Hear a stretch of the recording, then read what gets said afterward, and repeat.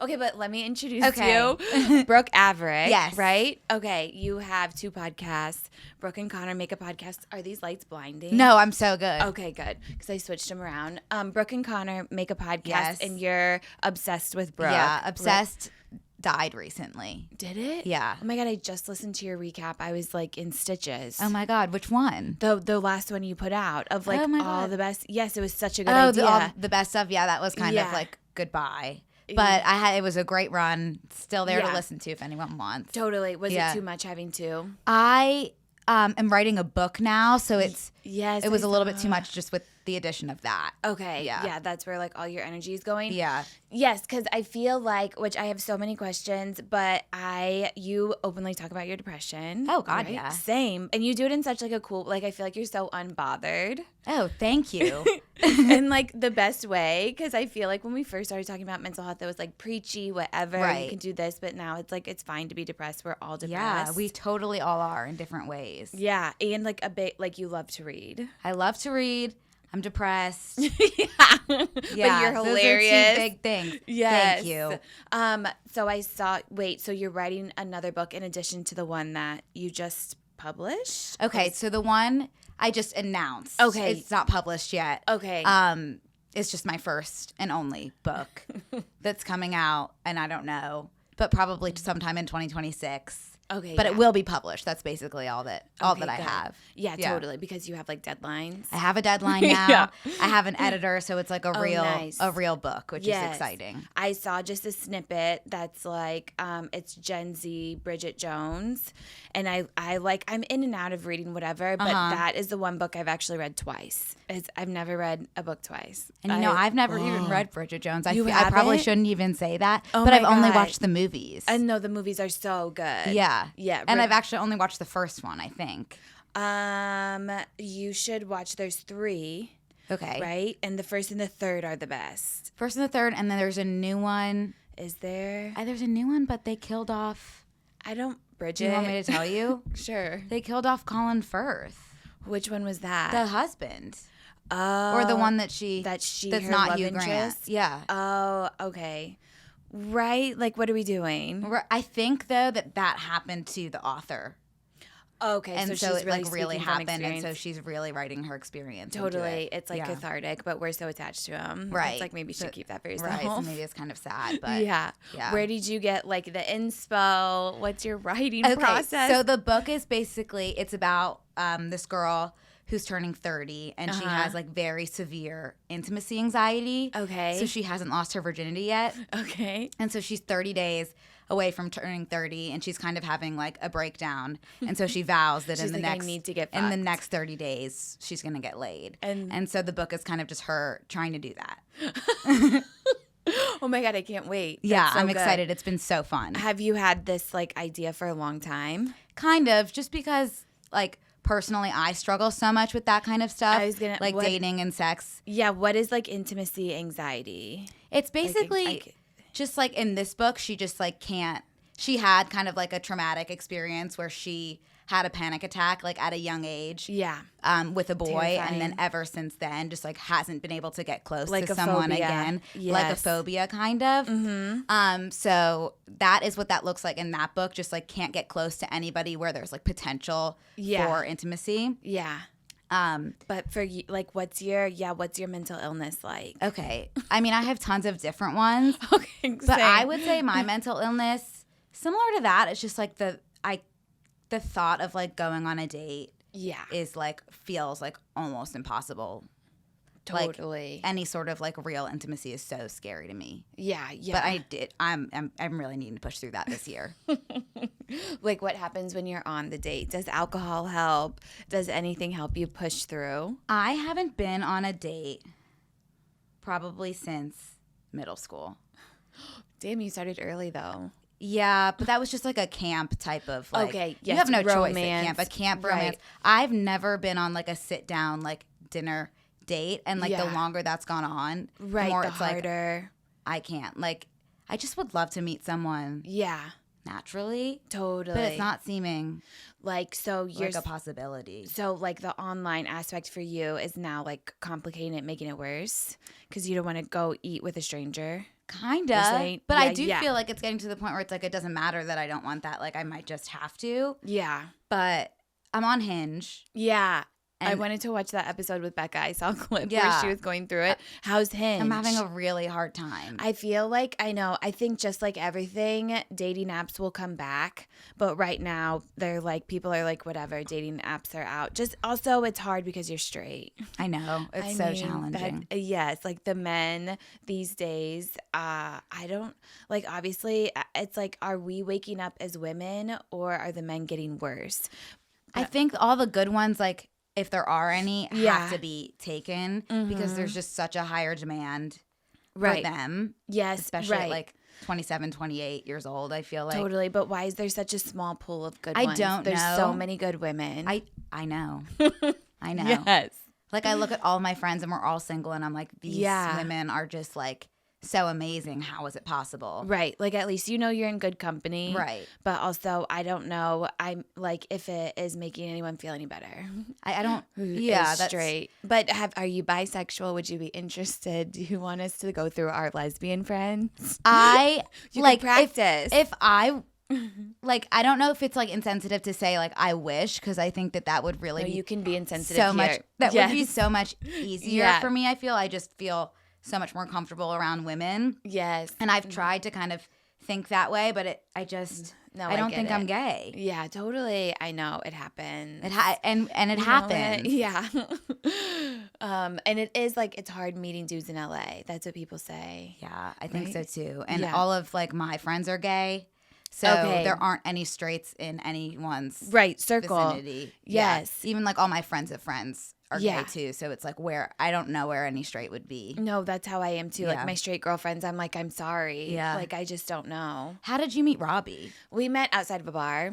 Outside of a bar? Yeah. Wow. But it was like a lesbian event. So already you're like being funneled into people who are like interested in dating. And like I went on one date with a girl before Robbie. I met her like on Raya, whatever, the dating app. I was like, this is weird, but I'm just going to do it. I got like high before, had a glass of wine. I was like, I don't know what the fuck I'm doing. This could blow up. But my friend was with me and she was like, it's way easier being on a date with a woman. Because it feels just like your friends and stuff. So I was like so scared because I didn't know what I was gonna say. I like but it was just so easy. Wow. Yeah. It felt nice. So it's like I want you to experience a lesbian date with a man. I would love to experience a lesbian date with a man. Maybe I should just stand outside of the bar. Yeah. Because it's not going well inside of them. Yeah. No. Yeah. Just see who's coming in and out. I literally went to a bar the other day, and my therapist was like, "Maybe your body language is really closed off." And that's why it feels like no one's approaching you. So she was like, I want you to like put your shoulders back and like, and so I literally your tits out. I literally sat at an empty table, like with like my shoulders back. You're like, I'm open. Trying to make eye contact with every single person. And I sat there for like 2 hours and literally nothing. Well, I died because I was listening to your Best of Brooke of 2024. And the first clip was like your fan fiction, which I don't know really what fan fiction is. I'd love to ask you. But it was like, so what is it? I'll ask you now. So fan fiction is basically just like if you're obsessed with any sort of like fandom. So like, I personally read a lot of Glee fan fiction because I loved Glee so much. So people write basically stories, long or short form, about these characters, either like the character like with you. So that's called like YN. So your name. So it would be like, oh, you're reading about this character and you in a relationship, or the character like with another character in the same world. Okay. Because like I'm sure like everybody probably knows what fan fiction is. Like I've heard it before, but I didn't actually know what. Are you on like forums? I was. When I was like in my like Glee era and like my One Direction era, I would read a lot of that kind of fan fiction. Yeah. And the only fan fiction I ever wrote was Criminal Minds. Okay, so maybe that's what I'm thinking of. Yeah, you're probably thinking of the Criminal Minds one. Where she ends up in... Yeah. Exactly. Yeah. Yes. But the one thing that really stuck with me was that she ended up in a psychiatric hospital because her therapist didn't understand her. Yes. And I'm like, same. Yeah. Oh my God. I feel like it's so hard to find a therapist that understands you. And then I'm questioning your therapist for giving your advice. I am. Well, I lied a little bit about that. Okay. I didn't want people to know that I'm not in therapy right now because I broke up with my therapist a few years ago and have been really slow about getting back into therapy. Mm-hmm. So it was actually just my mom that told me that. Okay, yeah, no, okay, I take it all back. I think your mom is great and perfect. Do you watch Real Housewives? No, I don't. Okay, there's this, I'm rewatching old seasons of New York, and one of like the OG cast is like such a flirt. I'm like, you need to pull a Ramona Singer. Okay. She would do that. But it's also like, what's your sign? Gemini. I was gonna guess that. Really? Yes, they're like, I guess which I learned this from a past lives reader therapist, which I talked about as a total scam. Really? $500 down the drain. Yeah. Yes, it was, but she was good with astrology. She's like, women Geminis are genius. Robbie's mom, is a Gemini. She's so smart. You're so smart. That's all I know. Who says long-term relationships have to be predictable? Aria turns been there, done that into whoa. Let's do that again. I'd love to introduce you to Aria, a service for couples that makes it easy to break out of routine, deepen emotional connection, and energize their relationship with curated experiences called scenes. You will also receive access to the Aria concierge, who is like your relationship's wingman, a real person who feels out your vibe and serves up spicy monthly experiences for two, plus hand-picked premium items delivered discreetly to your door. It's super simple to get started. Just take a short quiz about your relationship, and the concierge will provide everything you need to connect and play. God bless this concierge. Aria takes away the mental load of figuring out how to spice things up by doing the work for you and sending you everything you need. Valentine's Day is coming up, and I'm sure some of you are scrambling because you don't know what to get your partner, but Aria is the perfect date night addition. If you've been wanting more connection, more intentional time with your partner, just more meaningful time, but you don't want the hassle of spending a lot of money for a fancy date night and a babysitter, look no further. Aria has you covered. Aria is not just a box, but a lifestyle change to prioritize the most important relationship in your life. Every piece of the scene experience is designed to be interacted with and shared. Couples also often use the concierge to learn more about their preferences and share about it with their partner, which is what a relationship is all about, learning about yourself and helping others understand. So, adults need playtime too. Aria is just what you need for your Valentine, with expert crafted experiences that are totally personalized with zero guesswork. Make every date night Valentine's Day with Aria by your side. Visit ARYA.FYI and use code GabbyWindy for 15% off today. And engagement season is upon us. We just wrapped up the holidays. Now we're moving into Valentine's Day. There's love all around us. I mean, if I could pick one couple, maybe Timmy and Kylie, fingers crossed. I know it's controversial, but we will be back in full-blown wedding season before you know it. Summer is just around the corner. And you guys know Birdie Gray's no stranger around here. They're actually your best friend if you're looking to get married, or if you're going to be in a wedding, or if you're going to be around a wedding. They've got the most stylish, affordable dresses that are perfect for any vibe. Birdie Gray believes that being in a wedding should look great without breaking the bank. Hallelujah.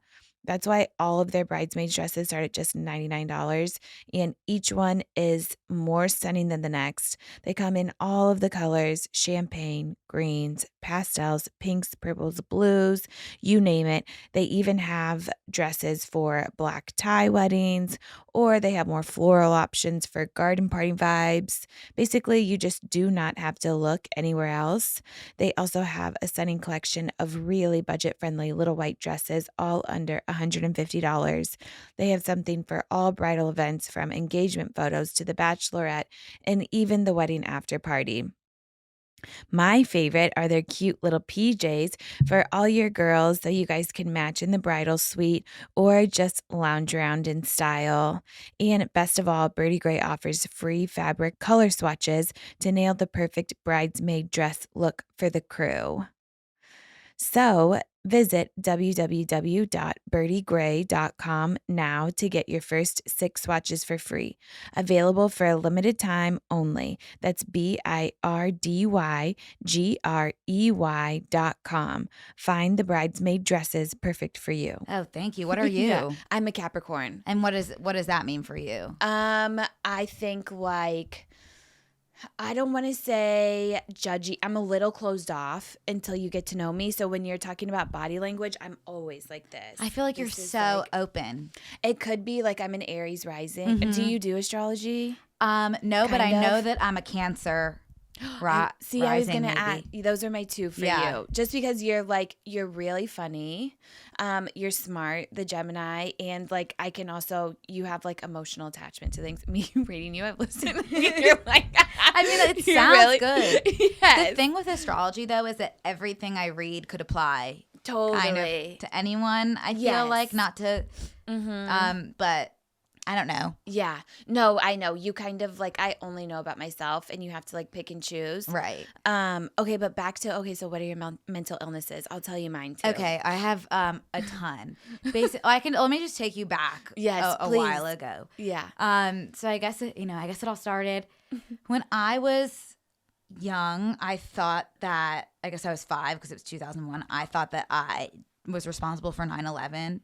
Oh my God. And that was kind of the beginning of a very serious OCD. I thought my thoughts were much more powerful than they actually were. So I thought that I could fully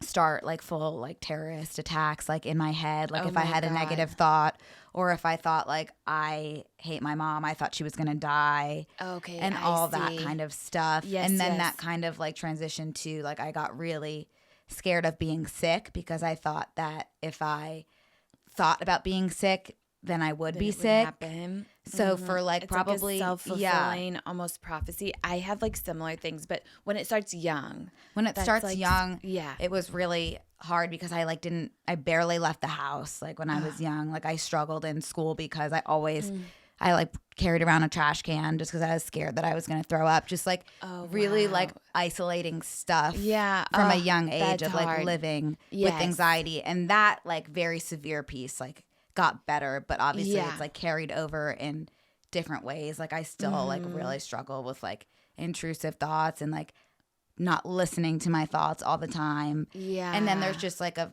general depression, of course, too, because I feel with it comes with the territory. Yeah.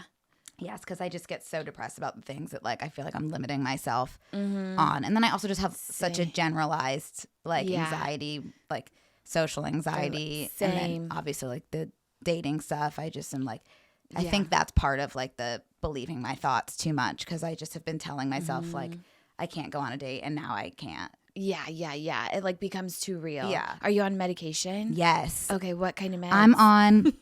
I've been on so many different ones. Same. But right now I'm on Cymbalta and Wellbutrin. Okay, it's a good combo for you. A cocktail. I'm not sure. Still kind of working out the kinks of that one. Because I'm not sure. Sorry if this is so deep. No, please. But I feel I almost am not feeling enough. I don't know if you've ever had that on antidepressants, but there are some things I just wish I felt more. Yeah. But no, I agree. Lose or win or whatever. Because I also didn't want to feel before. So it's grass is always greener. Totally. One or the other. I've had that same. I've tried them all. I've tried Cymbalta. It put me to sleep at work. Really? I was falling asleep and I was a nurse at the time. I'm this could not be normal. But also I was so depressed as a nurse that now it's getting out of one environment and going into another alleviated some of it, but there's so much deeper like underneath that I'm probably always just gonna be depressed.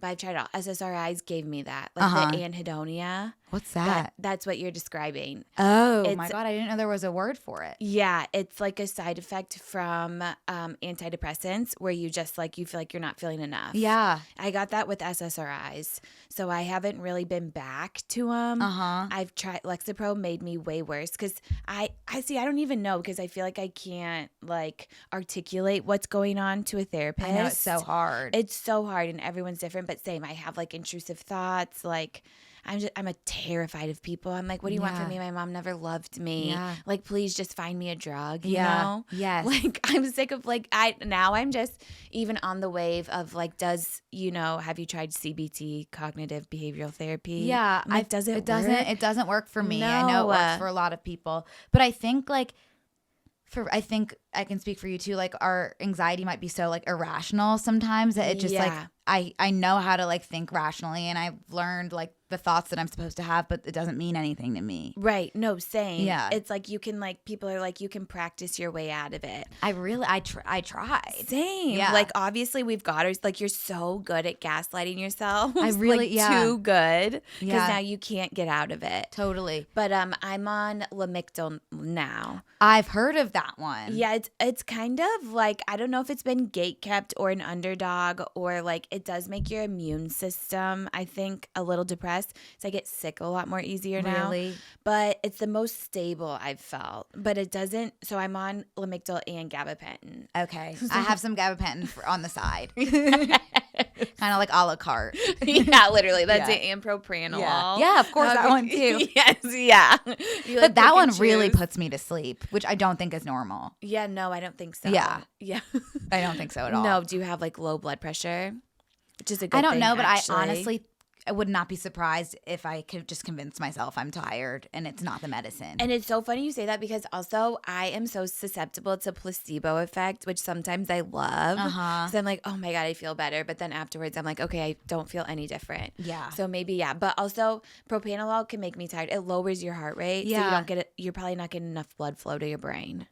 My psychiatrist was like, you should use this to go on a date because that's supposed to like stop the physical symptoms and the shaking and the clammy hands. But I just convinced myself that I'm gonna get sick from the medicine, like instead. Like it's just there's no. You'll just narcolepse. Yeah, there's right no. there. Yeah, I'll just narcolepse on site. Yeah, and then he could fall in love. Yeah, damn. But also, I know even with dating and stuff, it's like, I'd get so nervous to the point where it's like you drink too much and then you get there, you don't have any room to drink while you're there. Yeah. But and this obviously this isn't gonna help you. Maybe. But it's like they're just as nervous. Yeah. Which it's like, Yeah. But do you drink? Yeah. I'm like really forcing liquor on you. I try. I'm not a very good drinker. Okay. But like sometimes it hits in a great way and sometimes it's like I am falling, like I'm Ubering home because I'm falling asleep. Like I just never know what's gonna come of it. Do you smoke weed? Yeah. Okay, same. Yeah. That's what, and gabapentin apparently my psychiatrist prescribed me. And then we had a checkup like 2-3 weeks after. I'm like, yeah, I feel better. I'm not smoking weed as much. She's like, oh, it helps with weed dependency. So now I've overcome it. Oh, wow. Because I know that it's supposed to help, but I only like doing things on my own terms. So no, I'm smoking weed every night now. Okay, yeah, perfect. Yes. Are you like a social smoker? I don't like to smoke around people. I can't. Yeah. Yes. I can with like a few friends that you feel safe around and it's the same type of high. Yes. But I can't with people who aren't smoking. No. Because I'm not like my brain, I just feel like I'm constantly being judged and then I'm like, it's not fun. But I know people who smoke around other people, I'm like, oh, you're so lucky. Yeah, I feel that way too. I wish I could be giggly. I know. I could never like smoke and go to a bar. Or go on a date. No. I don't think. No. No way. You'd be way in your head. Yeah.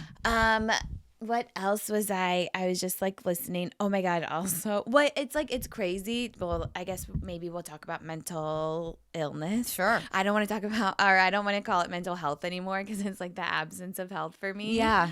But I love that. Me you too. feel even, and maybe it's an outlet, but it's like listening to you on podcasts and stuff. You sound like so confident and I love the way you storytell. That's so sweet. Like, seriously, I don't feel that way inside. So it's nice to hear. Yeah, totally. But it is like, it just goes to show that it's like, it's not a reflection of what's on the inside. Because same, people are like, how are you so confident? I'm like, no, literally, I'm shaking like a leaf. Yeah. Like, I don't know what's going on. I'm always feeling sick, like for one reason or another, just like with anxiety. But it's nice to know that you can't see that. No, not at all. Yeah. And you have like a ton of friends. I do. Which I do love my friends. Yeah. I feel like it's because depression can be isolating. That's so true. Like it really can. But I'm always very, like, I think what's helped is being very communicative and being like, I'm depressed. I need like this amount of time to not be around anyone. Yeah. And then we should be good in like 2 to 3 days. Yeah. 2 to 3 business days. Hopefully we'll be back. Yeah. But also a lot of my friends are openly like depressed and dealing with stuff. So that's not nice. Like, no, but it's right. It's good to be able to talk about. I know. Because it's like I mean, Robbie has her fair share of mental illness. She's OCD. And so I'm like, okay, I feel like I'm in good company, and if the other one, we kind of switch off our spirals. Like if I'm spiraling bad, she's able to help me and vice versa. But like some of my close friends, they just don't have a ton of mental illness. I'm like, I can't relate. I really I struggle to understand that, but I'm happy for them, of course. Yeah. Yeah. When did you start taking medication? Because it happened so young for you. When I was 5. No way. Yeah, because I wasn't leaving the house. So it was kind of like a last resort option because I thought if I left the house, like the towers would come down or like whatever. But did you live in New York? No. I lived in Philly, so it was like close enough. Yeah. But I went on Paxil. Have you ever been on Paxil? Yes. So what'd you think? Wait, at 5 though? At 5. And I feel like now psychiatrists like don't really prescribe it because it's like there's so many side effects. Because I've tried it all. So naturally I've tried Paxil. Yes. But what was your experience? It is the only one that has ever like really worked. I feel the same. But it works way too well. So, okay, let's hear it. Well, I was just like literally had like no care in the world. Yeah. In kindergarten, I was like getting in trouble for like pulling down my pants, which was like not me at all. Like I was so shy and reserved. So that was obviously shocking to a lot of people, including my parents. So I went off of it pretty quickly. But it really like that was like the only time I remember in my life I didn't like give a shit about anything. And so in like 10th grade, my anxiety got really, really bad again. And I was like having a really hard time just like raising my hand in class. See, that's me all the time. I never knew that was an issue. Yeah. And then, like, we had to give, like, these presentations. And I was like, I can't stand in front of the class. Like, there's no way. Absolutely not. And so my psychiatrist was like, well, do you want to try Paxil again since you remember that being the only one working for you? And I was like, hell yes, let's do it. And then I was totally fine, like, had no problem talking and presenting and whatever. But I gained about 30 pounds because I literally just wanted to sit and eat. And I stopped doing my homework because I was like, who gives a shit? Literally. You know, I don't think I took my backpack out of the car for a few months. No, you started seeing the world clearly. Yeah. So it's just so tough because like that really is the only thing ever that has like gotten rid of my anxiety. Yeah. But it works way too well. Right. What happened with you? Yeah, same. It's funny you say that because I'm just like, now I'm seeing a psychiatrist that actually has like credentials. Like before it was like, I think some internet, like she was just throwing the whole gamut at me. But I'm like, I wish I could. I don't have an addictive personality. So it's like, but sometimes I'm like, I feel like if I hit rock bottom, then I could be like, okay, nothing matters. You know, like I could, but I like to try new things. I like to try new medications. So like I didn't stick with it enough. But same, all of a sudden I started taking it. I would have so much anxiety at work because I think part of it is because your job is so serious as a nurse, and there's and I don't do well with power dynamics because my mom just scared the fuck out of me all the time. So like I was always having to like navigate around her for safety. So then it's like, okay, I feel like I have no power. So with doctors and nurses, there was always a power dynamic. I was always afraid I was doing something wrong because you just don't feel supported. And it's like whatever, sue me, like inherently kind of misogynistic, like just like, you know, they're all like old men. Right. They don't understand you. So anyway, so it wasn't totally helping with my anxiety, but the surge of confidence was like tangible. I know. I wish like they could make a version of that. Yeah. And combine it with something. No, I don't know how the lab works or anything, but like there's got to be a way to tweak it. If there's anyone listening, you never know who listens. I'm giving them ideas all the time.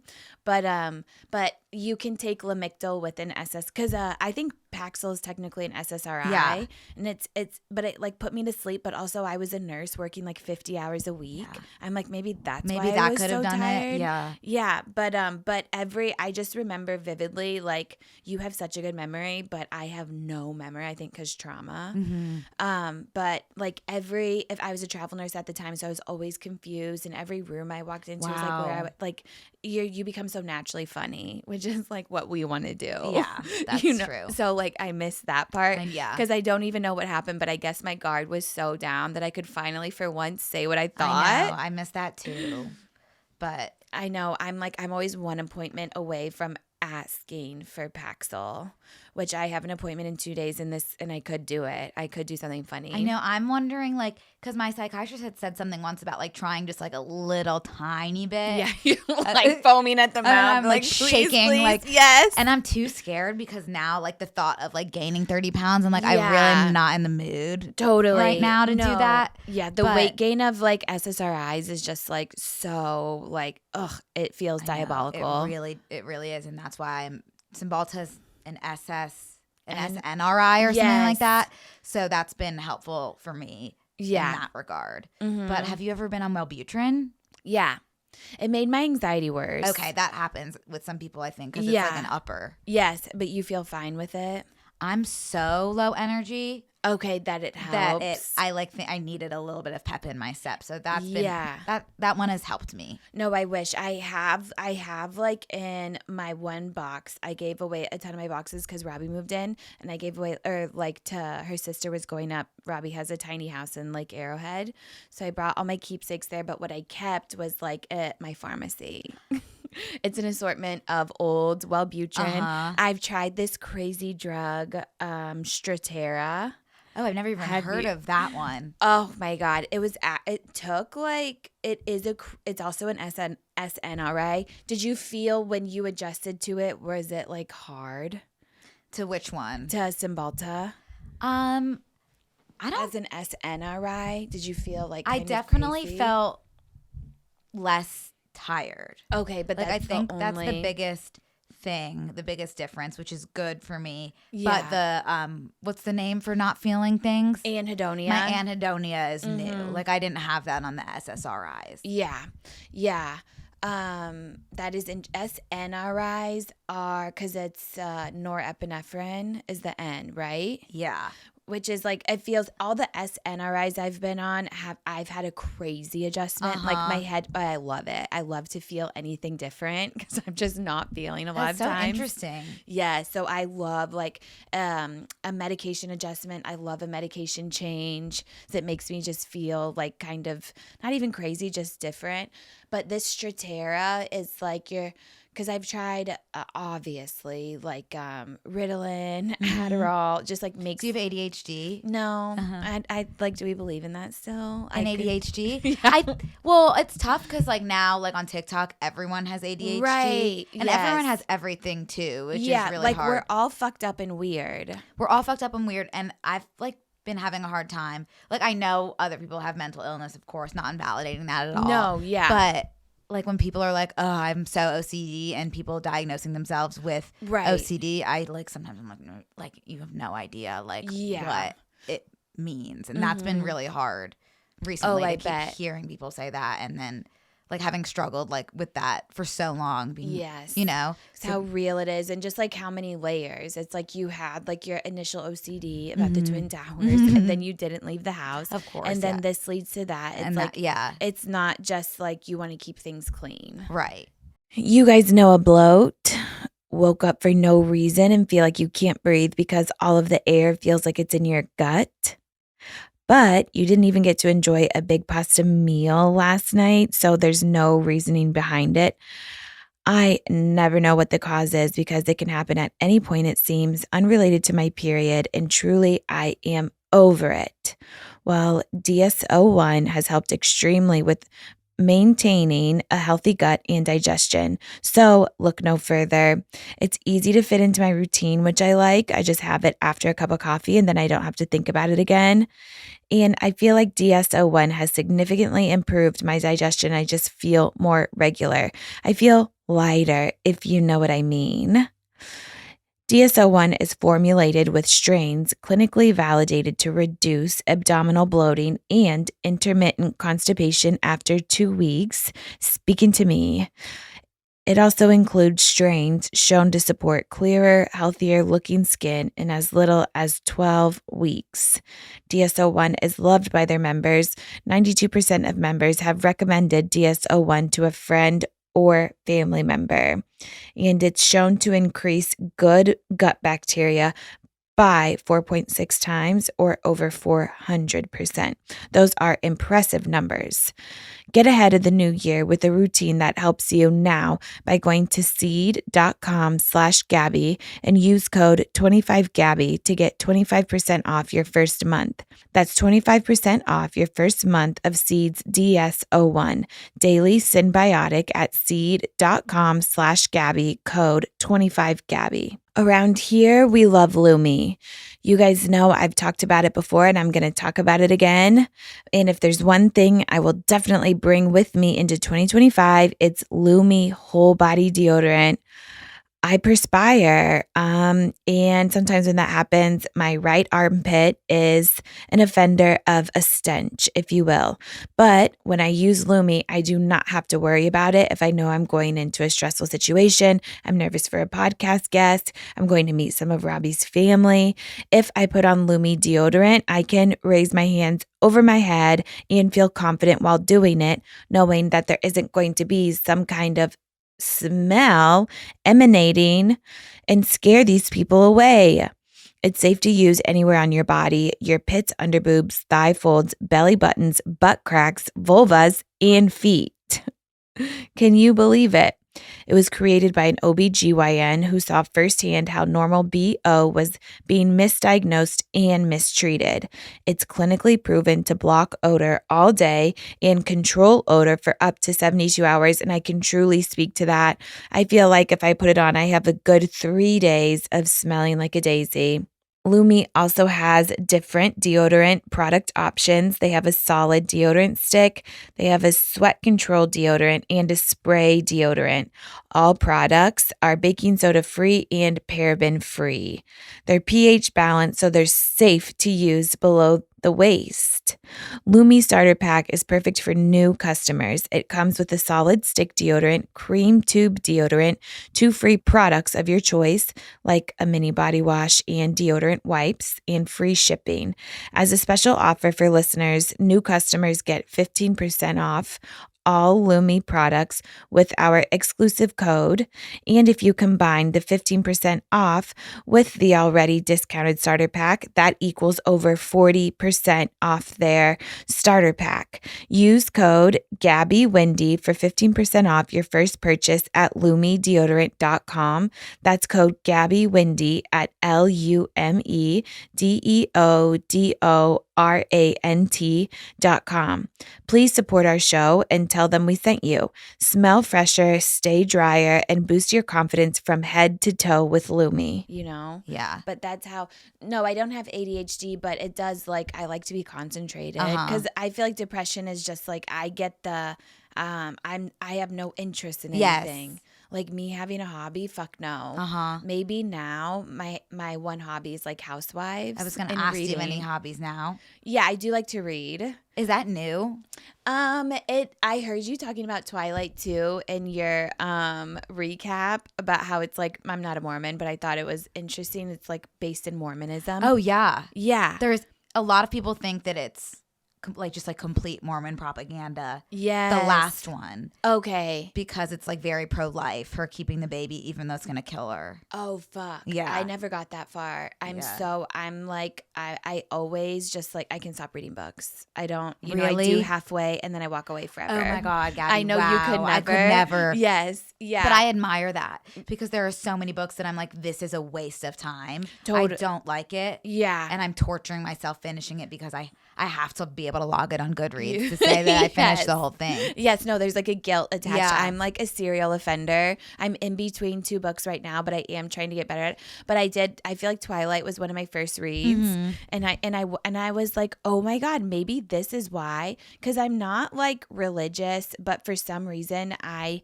wanted to save myself like of sex for marriage for no reason whatsoever. Yeah. And I'm like, maybe it was Twilight, maybe it was the vampires. Yeah. But now I'm getting like back into reading. I feel like because I'm stable enough and like same now. It's like I'm active on Goodreads. Really? I feel like, yes, people are talking about it. It's nice to be in like ACOTAR. Yeah. Didn't finish. You didn't finish. No. How far did you get? I think I finished the second book. I don't know. See me? I cannot even remember. Wow, Gabby. Did you like them? I did, yeah, but I get so intimidated by like those big books. I'm like, let's get it, you know, going already. Like I just like a succinct book, which I was gonna ask you, like who are your inspos? Like what authors? Ooh, that's really good. Do you know like Abby Jimenez? No. Okay, she writes like a lot of rom-coms and they're very sweet. Yes. And they also have like a lot of mental illness / mental health. Yes. Like weaved in there, which is I like and want to take inspiration from that. So her books are really good and just like feel good reads. Okay. Yeah. Love. Yeah. She's good. And then there's this book that I read recently that no one is talking about. It's called Idlewild. Oh, I feel like I've heard of it with a Y, or maybe I'm thinking of the town. Idlewild. Okay, I haven't heard of it. And it's about these middle schoolers that went to a Quaker school, which I went to a Quaker school too. And what is a Quaker school? It's like Quakerism is like a religion that's like very big in Pennsylvania, which is where I'm from. Okay, yeah. It's technically a branch of Christianity, and I'm Jewish, but like you can randomly be Quaker and Jewish at the same time, I think. Okay. So were your parents Quaker? No, my they parents would just like go to the school? Are Jewish. Okay. But I would say like 60% of the kids at my school were Jewish. Okay. Because it's just like such a liberal religion that like a lot of Jewish families gravitated towards it too. So it's basically just like in terms of religion, it's just like peace and love and like there's like God in everyone, and we would have to sit in silence for like 30 minutes a week, and like if you're moved, like Buddhist. Yeah, it's like very like kind of Zen vibes. Yeah. And it's like really big in a lot of like early childhood. Okay. Because it's very like emotion based and very focused on like the individual kid. And so when I was a teacher, I was like, because I taught preschool for 2 years before. Oh my God. Doing whatever it is that I do now. But that's what like the kind of school that I taught at and wanted to teach at, because I really did love it. But anyway, this book is about that kind of school and how it like gets so liberal to the point that it becomes like offensive. Right. Which is you go too far. You go way too far left. Kind of like what we're like experiencing very extremes right now, I feel. So it's kind of like about that and just like how like intense it is to have a crush and like fall in love in middle school, and like how that affects you like when you're an adult. And it was so good. Right. And I am using like that one as like for inspiration in my own writing, and I feel like no one has read it, so that's my book recommendation. That's kind of a good thing. I feel that no one's read it. Yeah, like I love you can claim it as your own. I love being able to say like, oh, this is one of my favorite books, and it's like kind of niche, and like you guys probably haven't heard of it. Oh my God, it's so cool, girl. Yes, and to have like a sick rec. Yeah, but I also want everyone to read it, right? And I want the author to blow up. Yeah. I just have so many questions. I think about Quaker school now. Like, is the demand on the teachers more because you're catering to each student as an individual? That's a really good question. I think honestly, for like an early childhood, you are really like teaching to each kid. It's like this kid learns this way, so we have to accommodate this kid by like having like, I don't know if they're like a visual learner, like you'll add like a visual aspect to whatever. So I think it is a little bit more work for the teacher, just you're right, like teaching to the individual kid. But in high school, it's kind of just like whatever. It's normal. It's just weird. What is it? Like it almost felt like it was like not a real like you're school. So smart.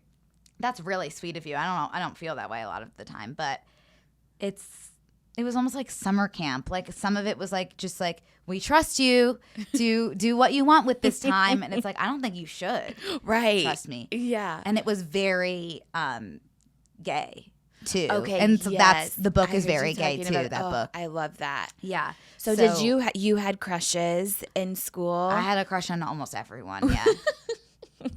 When was your first kiss?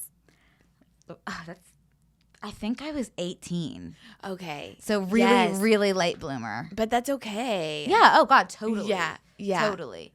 But back to the gay thing. Yeah, please. That's kind of nice. It's was, or maybe it's like it's so open that people just want to like try out. I'm wondering if they're all actually gay. Well, it's a good. There were a lot of people who came out and then took it back. Yes. Just because they were like wanting to try it out, and then they were like, "Wait, this isn't for me." But we also had a curtain in our cafeteria that was like rainbow.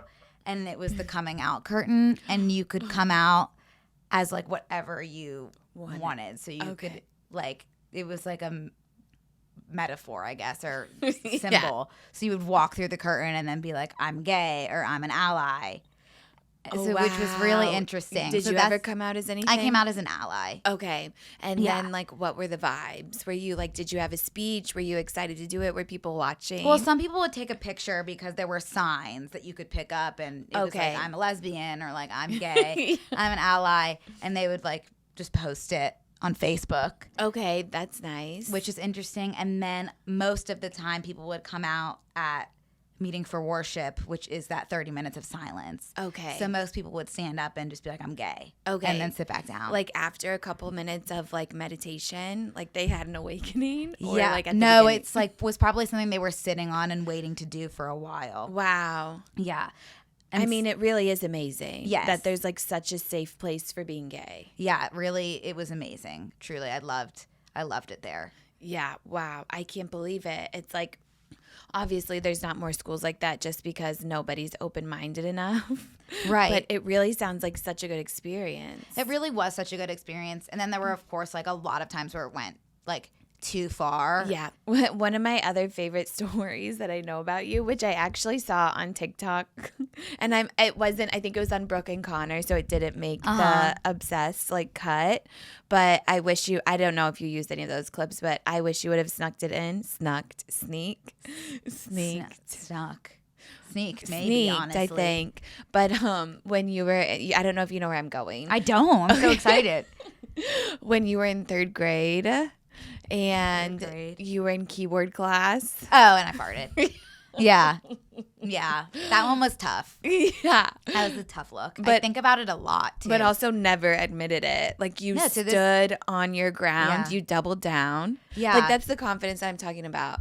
That's like, wow, if you could just feel that all the time, if all of us could feel that all the time, we'd be cured of our mental illness. Truly. And just like, if you haven't heard that story. Yes, please. Basically, I was like answering a question in computers class, and in the middle of the question I farted like really obviously and very loudly, and it was like so obvious that it was me. But while I was talking, I was like, who was that? And everyone like your pivot is genius. And then the teacher like obviously knew it was me because I can't even stress how loud it was. And she was like, it's okay. Let's not worry about it. Like, let's move on. And the kids, too, were being so sweet for third graders. Like, someone just farted. Like, they should be laughing. Everyone was being really chill. It was not a big deal. And I was like, no, I need to know who did that right now. And then what'd everyone do? And then everyone was like, it was you. Did it. And I was like, no, it wasn't. Like, I would tell you if it was me. And, like, it wasn't me. And I just think that someone should confess. And it went on for, I, like, wouldn't stop. I was like. No, it's so good. It is so good. But then I got what was coming to me. Later in life, in high school, it was my friend that farted during a math test. And it was me and her crush at a table. Oh, no. And she farted and she. As the fart was coming out, the fart wasn't even all the way out. She goes, Brooke, at the same time as the fart. Like, she didn't even let it come out. It's like, hello, admitting guilt. You smelt it, you dealt it. It's not even out of your asshole yet. And I was like, there's literally no way I'm going down for this. There's no way. So you didn't. But again, like, crush. I should, looking back, I totally should have fallen on the sword for her. No. I feel bad. But yeah, did she admit it? No, she didn't admit it. But it was another situation where it was like, obviously that came from her because she said my name as it was coming out of her butt. But I never think farting won't be funny. I agree. Like, it's hard being in my first lesbian relationship. Farts are so much different around here. Really? I think because there's two girls. So it's like, but I always like fart in front of my girlfriends. Yeah. And like vice versa. But Robbie was really good about setting the tone early in the relationship. Like, this is not a friendship. This is romantic. And it's interesting and ironic, and she'll kill me for, I'm sure I've said it before, but it's like she farts the most. And she doesn't hide it. Like, she doesn't hide it. Okay. No, not at all. She always acts surprised. Like, it's always a surprise to her. But it's like, it's not a surprise anymore. Right. It's like after you eat, when we're in bed. Like, I can predict them. But it's like, I do think it's funny. I do too. I was in nursing school and we had an early microbiology. This is literally the only thing I remember, probably because a fart is involved. And I used to fart around all my boyfriends just to watch them squirm. And looking back, it's like, I think it was me establishing my power. Yeah. It was like a power dynamic. Yeah. I'm like, you're never going to win. I will fart in front of you and not I can give do a what fuck. I want. Yes. Yeah, totally. Yeah. But like one time a boyfriend was like, when you fart, I look at you as more of a friend. They would take it so personal and I would be in tears laughing. I'm like, okay, but anyways. Good for you. No, honestly, you're gonna get there. We have to come up with like a date plan. Yeah, I really I'm not kidding about 2025. I'm really not kidding anymore. You just do it once. It's exposure therapy. Totally. Yeah, that happened recently. Like, I'm not good with crowds, and I recently like got up in front of a crowd, even though it was like painful. Yeah, and then I was like, oh, you just have to do it once, right? And now I'm like, I could do it whenever. So I know I just have to do it once. It's just like the first one that is like, just kill me instead, please. Yeah, no, absolutely. But if you go in like a dark room, even if you're kind of sleepy, you could take an extra gabapentin. Yeah. Or a propianolol. Drugged to the gods. Yes. Yeah. Just to like, because it's like, it's an hour long in a dark room over, like, I feel we can do it. We can. Yeah. But I just need to find someone. Totally. Even like, if it's somebody on Hinge that it's just like practice, I can't even find someone on Hinge that I would feel comfortable being like in a room with. They're all like horrifying. No, totally. Yeah. And you're just not going to feel comfortable with somebody like that. Yeah. I feel like on a dating app. Yeah. But you have so many friends, but they're all gay. They're all gay. Okay. Yeah. Oh, we got to think. But my one friend, we were in 8 a.m. microbiology. We had just come back from Christmas break, so the whole auditorium had been like refurbished. So our seats were now leather. And she falls asleep naturally next to us. And we're like, oh, Megan's asleep again. And she farts and it reverberates in the whole lecture hall because the seats are leather and it's like a bunch of empty space. Everyone looks at her and she wakes up and she was like, what happened? She had no idea what happened, or like, and she like woke herself up to her own fart, you know, like one of those. It makes you wonder like how many times that you've woken up in the middle of the night. Like, was it because you farted? Right. You know? Oh, I'm sure. Like a lot of times. Yeah. Was she like, did you tell her that she farted? No, I don't think so. Maybe we did, but it was so like genuine and innocent, and just the idea of somebody waking up to their own fart, like it's like you might as well have put like a speaker, like a microphone by her ass. Yeah. Oh, that's so good. But it was just so funny. Yeah, like I mean, really, farting will never not be funny. Will never not be funny. Yes. Yeah. I feel like I do all of IT. You do? Yeah. Well, I have like an editor, but I have to go through and like whatever, pick out the clips. Yeah. You're such a woman in STEM. Who's Andrew Barth? Oh, and have you seen the movie No Hard Feelings? No. Oh, he was in that movie. with Jennifer Lawrence. It's such a good movie. Oh, really? Yes. Is it Go watch it. or It's on Netflix. No, it came out a few years ago. And he was just such a star in that movie that I was like, who is this? I have to learn everything about him. Oh, my God. Then he was on your kind podcast. of did a deep dive. Yeah, he was on Broadway, which I am also like a big theater girl. And then he came on Obsessed, and he was like my dream guest. My God. And I love him. And he sings a song in No Hard Feelings that was like my number one Spotify Wrapped song. And it's so good. You have to watch it. I gotta look it up. You have to. It's brilliant. The clip of the interview was so good because you were like, I had, and I feel like you're so unapologetic. I was worried that I was being like too much of a fangirl on that one. It was, even if you were, it was hilarious to listen to. So it's like, that's what you always have to like do it for the story. Yeah. We forget. Exactly. But really it's for other people. But when you were like, I screen recorded your live. Yeah, it was actually after that where I was like, should you have said that? No. Maybe not.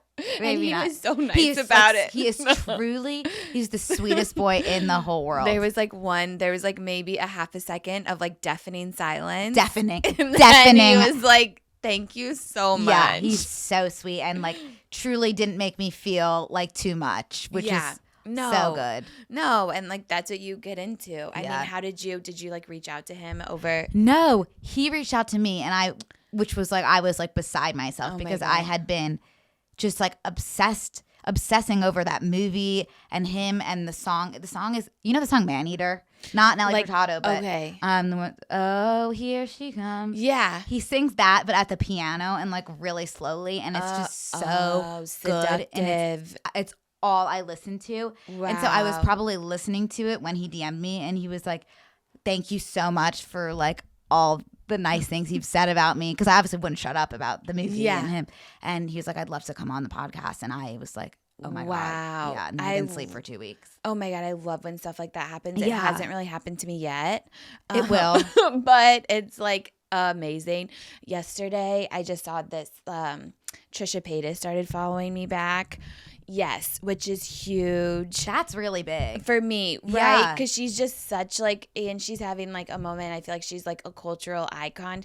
Is she still niche? I feel like she's mainstream. I don't think so. 'Cause she was on SNL. Right. She was literally on SNL. But I'm like, do I screenshot it and post it on my story? My girlfriend was like, play it cool. Yeah. I was like, so hard to play it cool. I only put that kind of stuff on close friends now because I'm like, I don't want anyone to.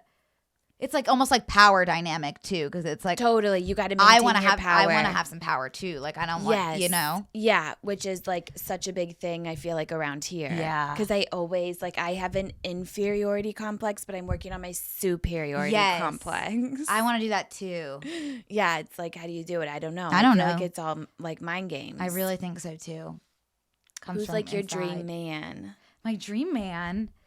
That's a good question. I probably have two. Do you know who Jonathan Groff is? Mm-mm. Did you ever watch Glee? Never.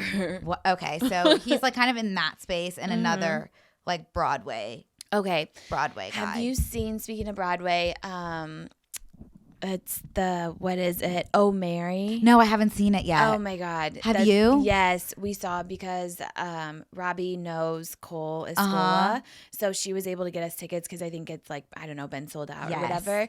I don't have a lot of regrets like growing up, but one is that I was not in musical theater. It's never too late. Are you you're in musical theater? I did the musicals, but I wasn't like good or anything. I just loved the theater space. Totally. And I feel like there's like, you know, the other kids are like you. It's kind of niche, but those people always come out so funny, I feel. And like a type of confidence. Well, it's like a specific kind of person too. Like you don't have like usually you don't have like the most popular kids in theater. So it's like you kind of have to develop that sense of humor to get you by. Totally. Yeah. Because I feel like there was some like cool people in musical theater when I grew up. But so I'm not familiar with Broadway at all. This was my first show ever. And it was incredible. I mean, I'm so jealous.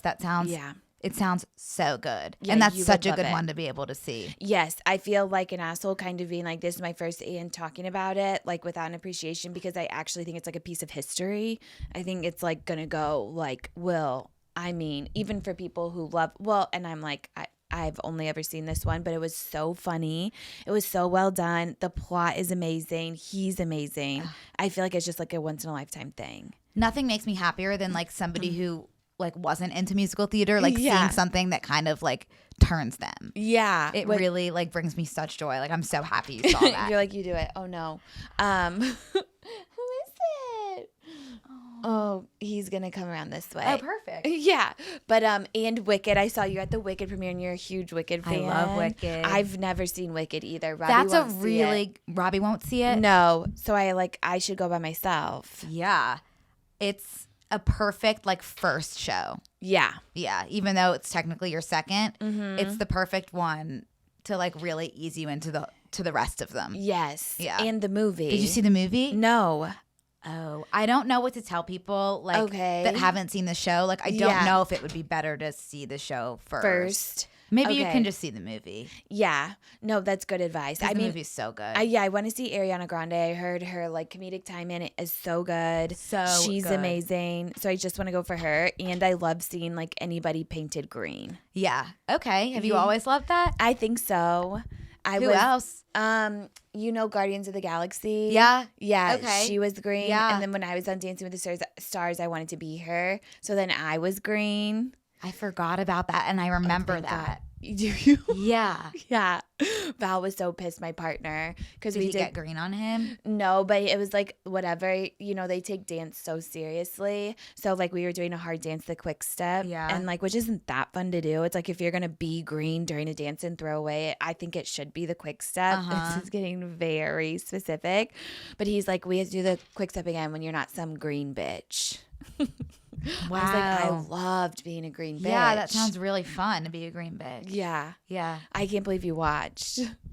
I saw a clip. Well, not to be like, no, I didn't watch. No, yes. But I saw it was all over TikTok, I feel. Yeah, probably. Yeah. Yeah. Because where did you, like, what's your origin story? Which is I love this question. I hope it's not like offensive. Because I love when people ask because it's like lore. You get to add to it. Yeah. Because you've been around for like a long time. Like my internet origin story. And whatever origin. So I was teaching preschool. Yeah. And school shut down because of COVID. Oh wow. And then I downloaded TikTok. I hadn't even had the app. And then I posted this video because I was just so bored. About I wrote this letter to myself in middle school that like showed up at my door when I graduated high school. And so I read that letter. Oh, wow. And just like filmed it and posted it because it was just like so ridiculous, the letter. And then that went viral. And so I started reading my like old diary and journal entries. Oh my God. And then a few of those went viral. And then I had like 2 viral videos and I quit my job. I was like, I'm good. Yes. Because I really was like so depressed as a teacher. Yes. Too. And I feel like it's similar to being a nurse. Maybe you just like don't have time for yourself at all. Like your whole life is your job. You get home and you just want to go to sleep. No, that's exactly what it is. And teachers and nurses, I feel for the most, especially since they're wildly underpaid and the job is just like so stressful. Yeah. It's like, at least if you're going to have a job like that, you should be paid well. Right. And it's like, I didn't realize how depressed I was as a nurse until I stopped. Completely. Yeah. I didn't realize, like, I couldn't even go to the bathroom, like, when I had to go. And then you have to go home and, like, grade papers or, like, think of lesson plans. Right. It's just a lot. It was a lot. And I loved the kids, but it was just, like, not the lifestyle that, like, that was meant for me, I don't think. Yeah. But yeah, so then I quit my job after like 2 viral videos. As you should. And then I got agents. And then I was like, do you think I need to move to LA? Yeah. And they were like, not at all. No, you can do whatever from, I was in Philly. You can do whatever from Philly. So then I was like, okay, I'll just move. So then I moved to LA. And then that was that really kept making videos and then started the podcast with. How did you meet Connor? Through TikTok because we were like, us and like a few other people were kind of the first people to start like talking to the camera and just like doing those types of videos because it was very early on when people were just like kind of doing trends and dancing, right? So we would always get tagged in each other's videos and then we started following each other and messaging and then when I moved to LA, we lived together for the first few months. Oh my God, did you know each other before moving in? Oh, I guess we had over met TikTok. Once. Okay, we had in met person. Once, and then really God. hit it off, and we were like, let's just live together. And then that lasted like 3 months. Wow. Yeah. Oh my God, and you guys have been friends ever since. Yeah. You have such good chemistry. Thank you. I feel like it's so fun to watch you guys. Thank you. But you would never like date him. I truly I hate it when girls are like, he's like my brother. Yeah. But I really do feel that way. Yeah. I think there's like a very totally big sibling connection. Yes. There. Because we also have nothing in common, truly. Which I was also going to say, it's like you're like doing the Lord's work on Brooke and Connor because like he's like, he's hilarious. He's sweet. Yeah. I've met him a couple times. But it's like one of those where he just like doesn't know what's going on with women really. Well, it's sometimes.